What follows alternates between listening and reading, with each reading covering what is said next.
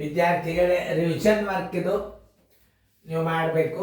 ನಾ ತಿಳಿಸ್ತೇನೆ, ಆದಷ್ಟು ಬೇಗನೆ ಮಾಡಿರಿ. ವಿಡಿಯೋ ಆನ್ ಮಾಡಿ, ಎಲ್ಲರೂ ಬೋರ್ಡ್ ಕಡೆ ನೋಡ್ರಿ. ಇವೆಲ್ಲ ಆದದ ಅಭ್ಯಾಸ ಇರ್ತಾವ, ಸಡನ್ನಾಗಿ ತಿಳಿಸ್ಬಿಡ್ತದ ನೋಡ್ರಿ. ನೀವು ಕರೆಕ್ಟ್ ಬಂದದಿಲ್ಲ ಚೆಕ್ ಮಾಡಿ. ಅನ ಪಗಾರವು ಬನ ಪಗಾರಕ್ಕಿಂತ 30% ಕಡಿಮೆ ಇದೆ. ಬನ ಪಗಾರಕ್ಕಿಂತಲೂ ಅಂದಾರಂದ್ರೆ ಬನ ಪಗಾರ 100 ಅಂತ ತಿಳ್ಕೊಳ್ಳಿ. ಬನ ಪಗಾರ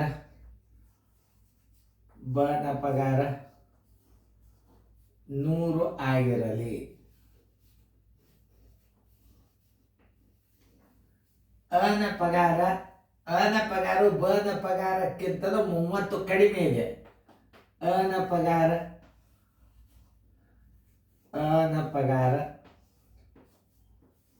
ಬರೋಬ್ಬರಿ 100 - 30. ಕಡಿಮೆ ಅಂದ್ರೆ 30 ಅಂದ್ರೆ 70. ಬನ್ ಪಗಾರ 100 ಇತ್ತಂದ್ರೆ ಅನ್ ಪಗಾರ 70. ಯಾರ ಪಗಾರ ಅದು? ಅನ್ ಪಗಾರ ಅದ ಅಂತಂದ್ರೆ ಇದು ಜೋಡಿ ಆಯ್ತು. ಇದನ್ನು ತಿಳ್ಕೊ. 70 ಅನ ಪಗಾರ ಇದ್ದಾಗ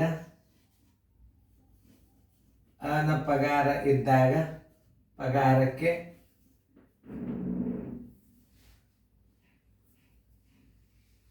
100 ಬನ ಪಗಾರ.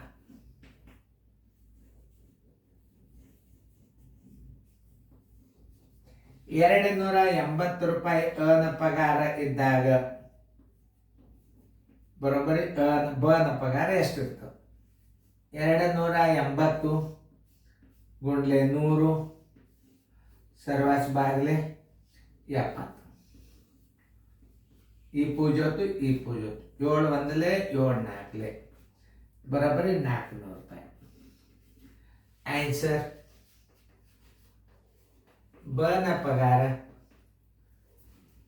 ₹400.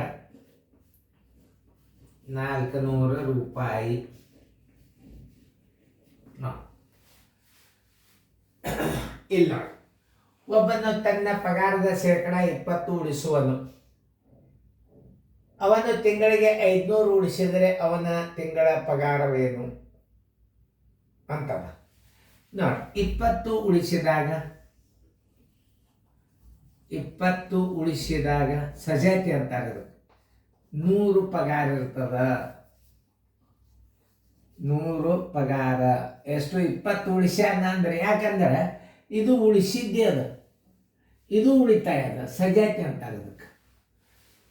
ಡೈರೆಕ್ಟ್ ಹಚ್ಕೋಬಹುದು. 20 ಉಳಿಸಿದಾಗ 100 ಪಗಾರ, 500 ಉಳಿಸಿದಾಗ ಸಜಾತಿ ಅಂತಾರೆ ಅದಕ್ಕೆ. 500 ಉಳಿಸಿದಾಗ ಎಷ್ಟಿರ್ತದ? 500 ಗುಂಡ್ಲೆ 100 ಸರ್ವಾಸ್ ಬಾಗಿಲು 20.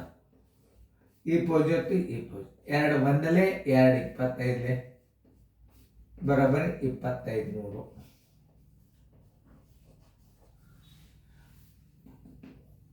ಪಗಾರ ಬರೋಬ್ಬರಿ